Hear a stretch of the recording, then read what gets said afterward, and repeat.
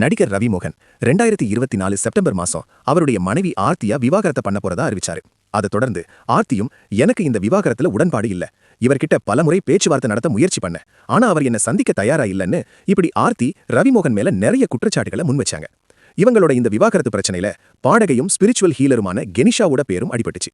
ஆர்த்தியும் இந்த விவாகரத்து வழக்குக்காக போராடிட்டு இருக்காங்க. இன்னொரு பக்கம் ரவிமோகன் கெனிஷா கூட சேர்ந்து வாழ்ந்துட்டு வராரு. அதை தொடர்ந்து இப்ப நடிகரா மட்டும் இல்லாம ப்ரொடியூசராவும் டைரக்டராவும் நிறைய புது முயற்சிகளை எடுத்துட்டு வராரு.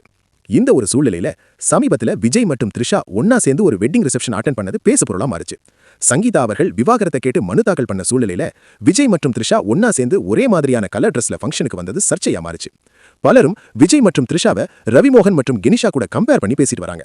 இப்படி கம்பேர் பண்ண காரணம் என்ன அப்படின்னா, ரவிமோகனும் முதல் முறையா கெனிஷா கூட பப்ளிக்ல வரும்போது இதே மாதிரி தான் ஒரே கலர் ட்ரெஸ்ல வந்தாங்க. இதனால விஜய், த்ரிஷா மற்றும் ரவிமோகன், கெனிஷான்னு இவங்க சோஷியல் மீடியால பேசுபொருளா மாறிட்டாங்க. விஜய் அவர்களை சிலர் தாக்கி பேசும்போது ரவிமோகனையும் தாக்குற விதமா நிறைய பேர் கருத்துக்களை பதிவு பண்ணிட்டு வராங்க. ஆர்த்தியும் சமீபத்துல சில பெண்கள் எப்படி மனைவியை ஏமாத்துற ஆண்களை துணையா தேர்ந்தெடுக்கிறாங்க, ஒரு நாள் அந்த பொண்ணு ஏமாந்துதான் நிக்க போறான்னு இன்ஸ்டாகிராம்ல ஒரு இன்ஃப்ளூயன்சர் ஷேர் பண்ண வீடியோவை லைக் பண்ணியிருந்தாங்க. இந்த ஒரு சூழ்நிலையில ரவிமோகன் அவரை பத்தி தப்பா பேசுறவங்களுக்கு பதிலடி கொடுக்கிற விதமா ஒரு வீடியோவை ஷேர் பண்ணியிருக்காரு.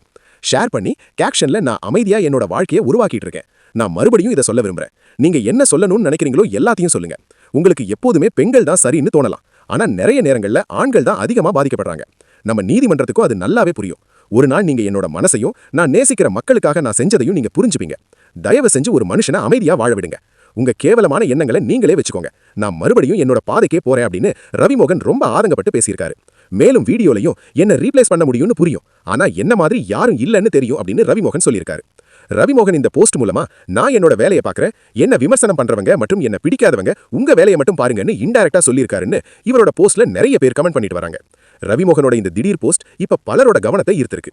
விஜய் அவர்களும் இன்னைக்கு நடந்த டிவிகே கேண்டிடேட் இன்டர்வியூல எல்லாத்தையும் விட்டுட்டு வந்துட்டேன், இனி எனக்கு அரசியல் தவிர வேற எதுவும் இல்ல, நான் அரசியலுக்கு வந்ததுக்கு அப்புறம் நடக்கிறது எல்லாமே உங்களுக்கு தெரியும், எல்லாத்துக்குமே துணிஞ்சு வேலை பாருங்க, உங்க எல்லாரையும் வேட்பாளரா தேர்ந்தெடுத்திருக்கேன், எனக்கு நம்பிக்கையா இருப்பீங்க அப்படிங்கிற நம்பிக்கை எனக்கு இருக்கு, உங்க தொகுதியில நீங்க ஜெயிக்க வேண்டியது உங்களோட கடமை, அதுக்காக முழு மூச்சோட நீங்க வேலை பார்க்கணும், அதே மாதிரி மாவட்ட செயலாளர்கள் அவங்க தொகுதி மட்டும் இல்லாம மத்த தொகுதி வேட்பாளர்களையும் வெற்றியடைய வைக்க உழைக்கணும்னு சொல்லியிருக்கிறதா தகவல் வெளியாகி இருக்கு.